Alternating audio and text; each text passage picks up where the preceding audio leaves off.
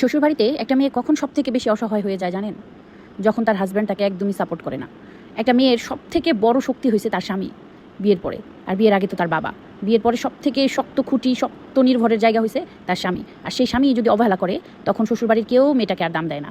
কথায় কথায় উঠতে বইতেও যদি কথা শোনায়, উল্টাপাল্টা বলে, তাহলেও মানে জানে তারা যে প্রতিবাদ করার জন্য কেউ নাই, কারণ স্বামী তো তাকে গোনাই ধরে না, অবহেলা করে। তখন দেখা যায় অনেকের সংসার টিকে না, সংসারটা ভেঙে যায়, কারণ সম্মান না থাকলে কখনো ওইখানে থাকা যায় না। আর অনেকের বেলা কি ঘটে দেখে, স্বামী এরকম অবহেলা করে, সবাই অনেক কথা শোনায়, মানে টেকা যখন যাচ্ছে না, সে তখন কঠোরভাবে পরিবর্তন হয়ে যায়, এমনভাবে মুভ অন করে যে কিছু বলার আগে সে চ্যাট করে ওঠে, আর কেউ কিছু বলবার সাহসও পায় না। কারণ দেখলো তো সে ধৈর্য ধরে, ধৈর্যের ফল কি পাইলো? স্বামী নামের একটা মানুষ যে যখন মানে ছায়ার মতো শক্ত করে ধরার কথা ছিল, সে তো এরকম কিছুই করলো না। তখন সে নিজেই মুভ অন করলো। ইভেন সবার সাথে ঠুসঠাস, একটা মেয়ে যখন জবাব দেওয়া শিখে তখন ঠুসঠাস কথা বলে দেয়, আর তখন মেয়েটা হয়ে যায় বেয়াদব, ভালো বউ না, হ্যান ত্যান। আসলে একটা মেয়ে কখনোই আমার মনে হয় না শ্বশুরবাড়িতে বেদবি করার জন্য ঢুকে। তারপরও হাজারে 2-4 জন বেদব হয়, এটা মানে যার যার ক্যারেক্টার। কিন্তু বেশিরভাগই মানে 95% মেয়েরাই সংসার করার জন্য সুন্দরভাবে শ্বশুরবাড়িতে ঢুকে। আর স্বামী নামের বটগাছটা যদি সাপোর্ট হয়, তাহলে ওই সংসারে তো সুখের শেষ থাকে না।